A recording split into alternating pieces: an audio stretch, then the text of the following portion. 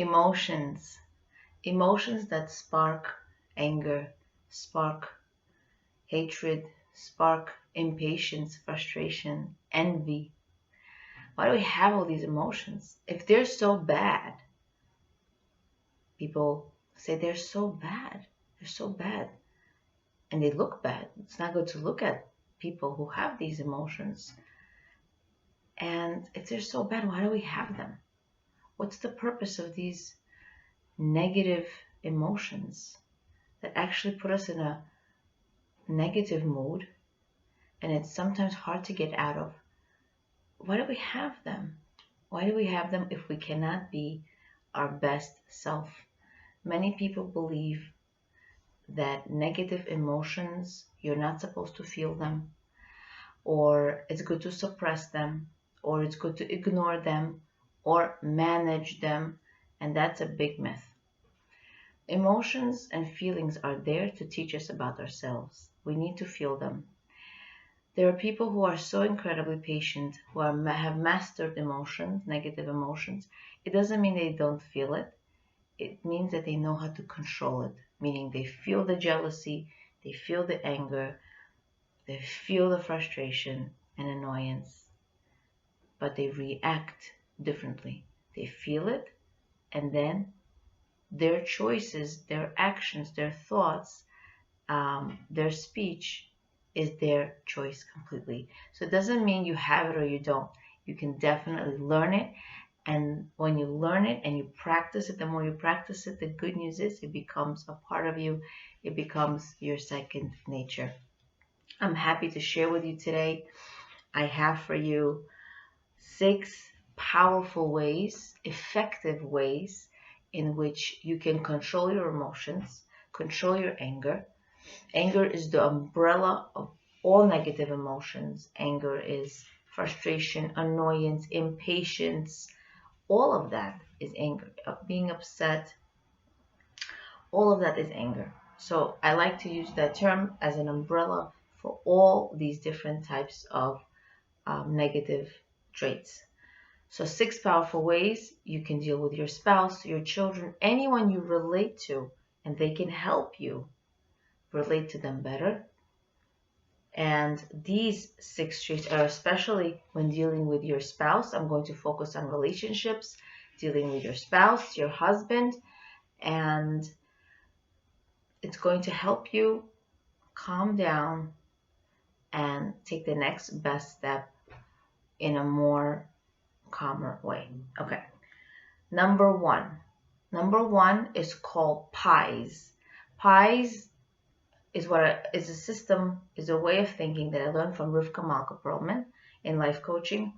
So pies means P is the physical facts of the situation. I is my interpretation, my story. E is the emotions that are evoked from this situation, and S is the spiritual yearning. In other words, it's what I want. It's what I ultimately want. And I'm going to share with you an example. An example could be your husband came home late from work. He didn't tell you what time he's arriving, and he's much later, and the food that you cooked, you're hungry, everybody's hungry, and this is the situation. He came home late without telling you from work. The facts of the story are exactly what you see. My husband is late. He's supposed to come at 8. He came at 9. That's the physical facts. He came late. I is interpretation. My interpretation is, a woman's interpretation could be, he doesn't care about me, he doesn't love me, he forgot about me, I'm not important to him, doesn't care about my food, he doesn't understand how hard I work. So this is all my story. This is all the things that are in my head, the way I interpret the situation. If he loved me, he would have called me, showed he cares. So that's my interpretation. So E is the emotions that I feel. It could be anger, it could be betrayal, it could be disrespect. So it's usually good to put one emotion into it, but let's say we chose like betrayal, like you feel forgotten about, right? That was the word we can use. And the S is really the spiritual yearning. What does S mean? S really means what you want. So I want attention. Maybe it's because you want attention from your husband, and that's why all these feelings are evoked. So what you really want is attention. So you could step back from the situation and say, listen, I do have attention. We spent time together, and you can reflect back in the past few days, in the past week, that ways that he did give you attention. Most of the time when we get upset, it's feelings of the moment. So the moment teaches us, okay, this is what happened. This must be it. This must be the truth. And when you step back and you think about and you evaluate the situation, you realize it's not because he doesn't give you attention. He's just late right now. Things happen, life happens, and you're able to move on and forgive and not judge, and of course, calm down and not get upset. I mean, after you get upset, take the next best step. So you want to feel it and work with it. Number 2, get evaluated. Pretend that you are getting evaluated. Whenever you have a challenging situation, whenever you see yourself getting upset and you want to be calm, right? You want to respond calmly, pretend that you're getting evaluated. As a Board of Ed teacher, I get evaluated all the time by administrators. They'll just come into the room and they'll have a poker face. You don't know what's happening, what are their thoughts, and they start writing things down, observing you, you're teaching. So this kind of gave me an idea of this is how we can look at all parts of our life. You know, when a principal comes into the room, all of a sudden I know, hey, I have to make sure I'm doing everything right, right? So that happens. This is a natural human emotion. When we're being watched and observed, we usually act differently. We're more on our guard, we're high in our guard, we're more careful, right? So think about 2 or 3 people who you really admire, right? How do you act in front of them? So it doesn't have to be that they have a piece of paper, notepad, and writing things down. Maybe it is good for you. Maybe if it works for you, fine. So they're in the room and they're observing you, how you're behaving, how you're acting, and you react. So right away when you have this challenging situation, maybe it's a rabbi you have or you consult, maybe it's a life coach, maybe it's your sister, maybe it's your mother, your mother-in-law, maybe it's your father, someone who you really look up to, who you want, who you just, when you hear them say, I'm so proud of you, you know they mean it because they mean so much to you and you respect them. So it could even be one person. So have someone in your mind that when you have a challenging situation, how do you act? And I have a funny story. Rebbetzin Esther Billa Schwartz, she gave a funny story. She said years ago she had a very large family as a young mother, and when she was a young mother, she was in the kitchen, attending to her kids, and she had a visitor come, unexpected visitor, and she was observing her in the kitchen. She was a friend or neighbor, I don't remember. But then they commented to her, wow, you're so incredibly patient. You're to your kids, you respond so lovingly and so beautifully. Wow. And then Rebbetzin Esther Billa Schwartz looked at her and said, do you know why? And she said, why? She said, because you're here. And my family would have loved it if you would have permanently moved in. Because, that shows that she would be much calmer around them. So it really shows us that it's really a basic human way of reacting. When we're being watched and observed, we do act differently. So, okay, number 3. Number 3 is when your husband, your spouse criticizes you, insults you. It's usually not to hurt you. It's because it comes out that way. Usually men don't say what they mean. It's very hard to criticize people the right way. Most people don't know how to criticize. There's a whole system. It's called the Oreo cookie. You give a concrete compliment, a soft criticism, and a concrete compliment. In a marriage, unless that's happening all the time, Usually we will have misunderstandings with our spouse, and they'll say things to us and we may take it personally only because they mean so much to us and we feel so close to them and we love them. So when your husband tells you a criticism, as the criticism is happening, let's say your husband told you you buy so many things, and let's say it's shopping and we don't need it and it's a waste, and you feel like, first of all, at the end of the day, you're drained, you're tired, it's so much, and your husband's just judging you. You're telling yourself this, just judging you for what you did, and you actually did a super job. You really tried to buy the best things for the house, and you're the manager of the house. So let's say this is what's happening. Automatically, you look at your spouse. You're not upset because they're already upset. You can't have two fires in one room, so one person can't be upset. So you look at him, and you just look at him and you say to yourself, as though he's saying the following words: I love you. You're precious to me. Please correct whatever you can. But no, if you must know that if you haven't changed a thing, you are valuable and worthy. So our intrinsic worth, nobody can take that away from us. Sometimes we feel less than, we feel like we're incomplete, we're not good enough for our spouse when they criticize us, and that's a natural feeling. But if you remind yourself that you are amazing, that you are valuable, and nobody can take that away, not even your spouse, because you've been born with it. You're Tzelem Elokim, you're part of Hashem, you're infinitely worthy, and that it just shows you that right now he's in the moment. He's just upset. He's upset about this situation, and you'll be able to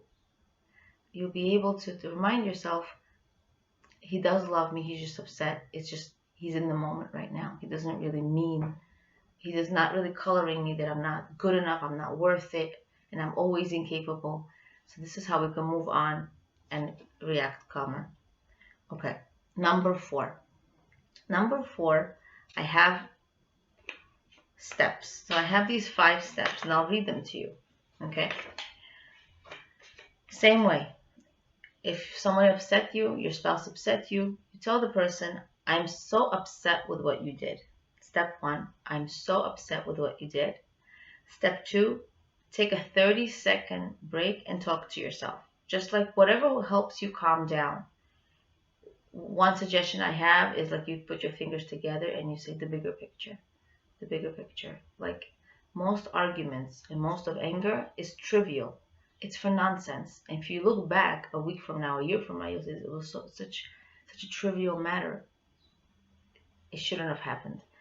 So you talk to yourself 30 seconds. And step 3 is you tell yourself you will address the situation at this time. So it could be that evening, it could be in 10 minutes, it could be the next day. But you do tell yourself that I'm not going to ignore this, because oftentimes we're like, I'm going to say this now because I'm right. It's important to be smart and not to be right. I'm right, and I'm going to say this now because then it's going to slip away and I'm entitled.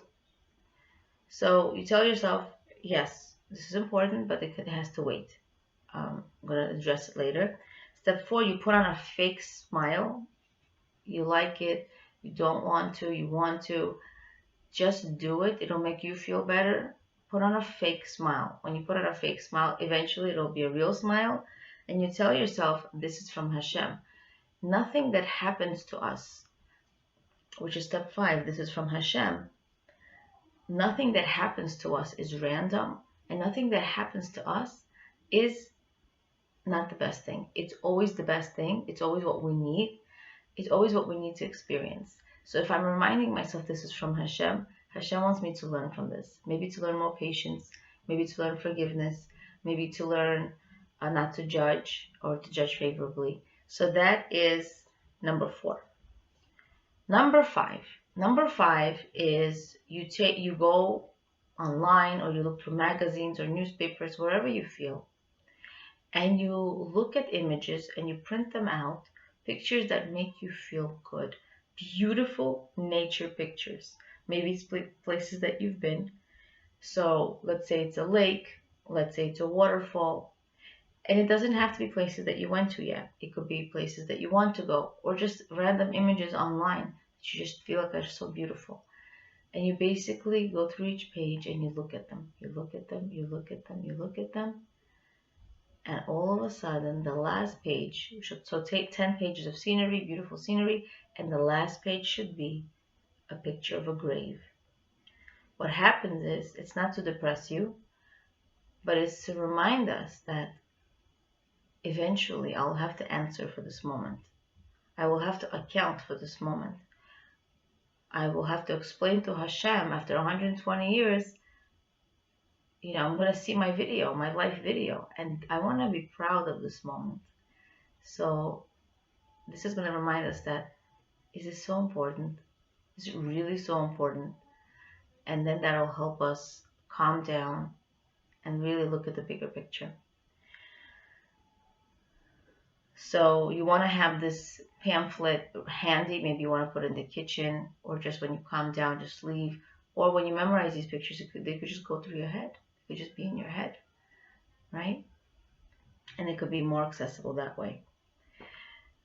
Okay, number 6 is the final one. Number 6. Number 6 is called Feel It, Release It, and Replace It. I also learned this from Rivka Malka-Perlman in life coaching. Feel it, release it, and replace it, meaning when you get upset, feel it. If you want to remove yourself, fine, from the situation. If you can't, sometimes we just can't, you could tell the people in your family, or tell your husband, I need to take care of something. What are you taking care of? Your frustration, your anger, your impatience. You're taking care of it. So nobody has to know what you're doing. So you say, I need to take care of something. And so you have to feel the anger, these negative emotions, from your toes to your head. You feel it. You feel your body burning. You feel it tingling. You feel it's hot.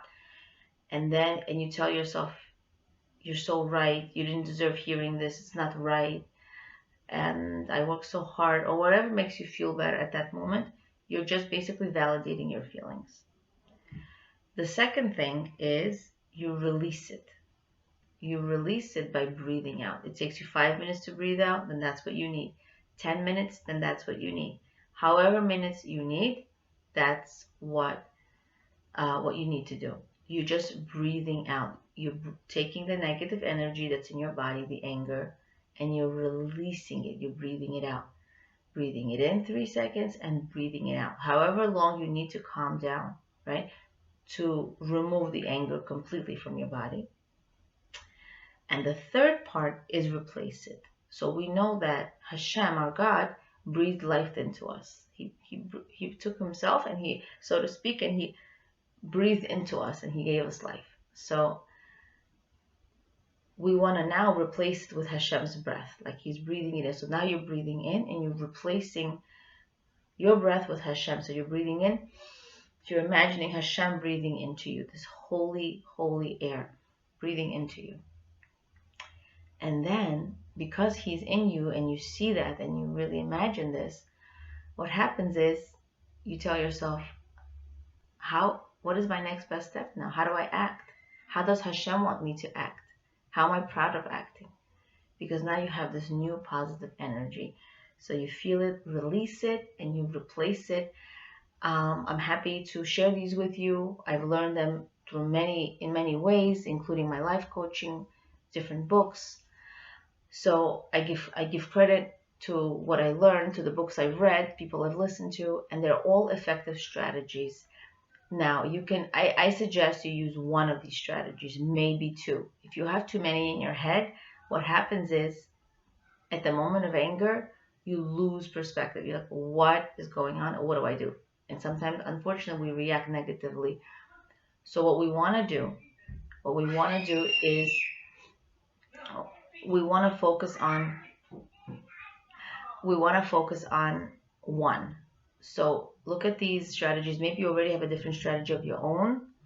That's great. You can share it below, but choose one strategy that works and master it. You only need really 1 or 2, and you don't have to use all of them. See what works, and God willing, we'll be able to control our emotions, react calmly, and we'll be able to master the skill of conquering and overcoming negative trait of anger. Leigh Abramov, Being and Becoming, Awakening Awareness of Your Greatness and Potential.